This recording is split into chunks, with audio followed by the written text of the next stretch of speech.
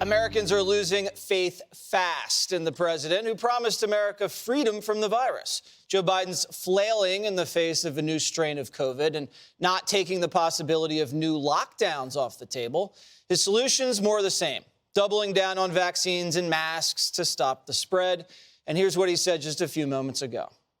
This new variant is a cause of concern, but not a cause to panic. On Thursday, I'll put forward a detailed strategy outlining how we're going to fight this COVID this winter, not with shutdowns and lockdowns, with more widespread vaccination, boosters, testing, and much more. In the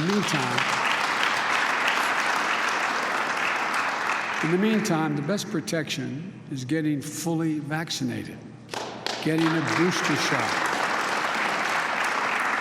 I urge all Americans who haven't yet to get that done. Get it done today. We're going to keep fighting through this with every tool we have.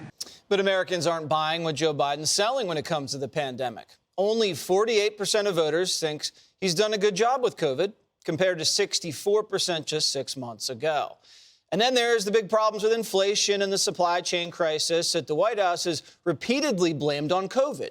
Jen Psaki has some new spin to pass the buck. We're out there. Democrats in Congress are out there, many of them. We welcome Republican support, I will continue to say, taking steps to lower costs. What is the Republican plan for lowering costs, for addressing inflation, something they are very concerned about, but they don't seem to have any solutions for?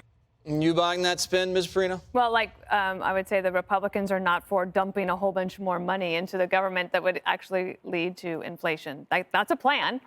A plan to not spend is still a plan. You don't just because you're not adding more money to the deficit or to the budget doesn't mean that you don't have a plan that you do. I actually think that what President Biden has done in the past couple of days is pretty good, right? He said we're not going to go back to lockdowns. I think he knows that that's, one, not necessary, but also politically untenable, because he maxed out on his COVID credit card. Yeah. Right. And now he wants to continue to swipe it, but everyone's like, no, you're maxed out. You don't have any more room to run on that. Plus, things are different now. To his point, we have vaccines. He doesn't bring up the fact that a couple of the companies, maybe even 3 now, have a therapeutic pill that can be used for treatment. Plus, we're still waiting to find out more about the Omicron variant. It could be that it is more transmissible, but less deadly and possibly have mild side effects for people, so that means that more of us get immunity and we can move on with our lives from there. What are these new things that are going to be in this plan, do you think, Thursday, Greg? I don't know. You know, whenever I talk in absolutes, I'm 100% wrong.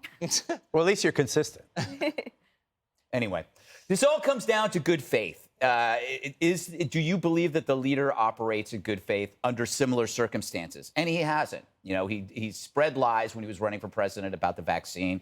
He allowed violence to unfold because he knew that it would hurt the Republicans. He never really cared about the American people. He cared about his party. So he had no issue with labeling half of America as racists or deplorables or whatever he called them. The fact is, you can't trust him. He's disconnected from reality. He's exempting federal workers from the restrictions that he's applying to everyone else. Again, that's an unlevel playing field. He is not a unifier. My point is if we thought he was operating in good faith and that he was cognitively capable, we'd probably be okay with him. But there's too many mistakes that he's made. And this is a huge, the pandemic is probably one of the biggest recent problems in history. And crises make the leader. But what if the leader is so disconnected that he can't be trusted to make sound decisions? I don't believe he's capable of making sound decisions because I've been watching. This guy makes Mr. Magoo look like Winston Churchill. So forgive me if I'm just like, I'm not there for this. And I think to your point, which is everybody's saying now, do you notice that? To your point. Yes. What was I going to say? Think about what her point was. That he's overused the COVID credit card. And I think that we've had enough. The idea of a shutdown ain't going to happen. You do another shutdown, there's going to be actual, credible resistance, not the kind of hashtag resistance you saw when Trump was elected. This stuff will be for real. So that's not on the table. And Emily, his vax mandate got shot down by the court, and then he just delayed his federal vax mandate until after the holidays. So it's kind of everything he's done has been defanged. Absolutely, but to hear him talk about it, you would think that it hasn't. And remember, to your point about him being full of hot air, that remember back in March when he was a candidate and he said no wall stops the coronavirus, no travel ban stops the coronavirus. Cut to, all that has changed is who is sitting in the White House, because according to him, well, all that has changed is sitting to the White House, but the policy is exactly the same. But back then it was xenophobic, and now it's working for some reason. Yeah. And, bringing up now that he said, well, I'm pushing back any type of punitive behavior or punitive repercussions to these people in the military who are choosing not to be vaccinated. Right now, there's a tremendous fight going on between the National Guard and the Pentagon under his watch, under his direction, and those guys aren't going to get paid. And just today, they were going back and forth with the press secretary of the Pentagon saying, they're not going to get paid. They're not going to do operations. And that's a real threat to those families who are trying to earn their livelihoods and put food on the table. And that's just one more disconnect that his credit card has been sort of overused by, and that we see right through him. And he can't even get the name right, by the way. He was calling it Omicron.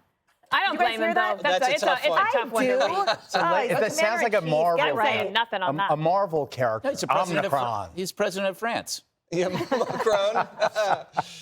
All right, Geraldo, your thoughts. Well, my thoughts are I think that the analysis so far has been very harsh and partisan of President Biden. I think that he has taken the best steps he possibly can, given the fact he doesn't know very much. But by saying no new lockdowns, I think that's a very important moderation. Yep. It hasn't worked to calm the markets. We had another awful day today. That's 2 out of 3, so we're down well over 1,000 points since Friday. But I also think, having just returned from the newly independent Republic of Barbados, of course, as you know, over the weekend, they don't have a travel ban. You come into the country, you have to show your proof of vaccination, and up-to-date vaccination, and you have to take a test. That, I think, is the key to life. Show proof of vaccine, take a test, and go wherever you want to. That's the key to life? I think that travel bans are ridiculously disruptive. We've seen that proven time and time again. Well, they worked with China. If they work in a communist, repressive country where They worked when we hit China with the travel ban, Geraldo. Fauci said it saved hundreds of thousands, if not millions of lives. They do work, you have to admit. I think that travel bans are ridiculous. I think national boundaries are arbitrarily drawn. When you start saying that you can go from Vermont to New Hampshire, I mean, what the hell are you talking about? But instead, you want people to show their papers. I want people to show that they're vaccinated. But I mean, to have a travel ban but have our southern border completely wide open does seem a little ridiculous. Yeah, that's when we're going to know that Biden's taking this threat seriously, when he closes the southern border.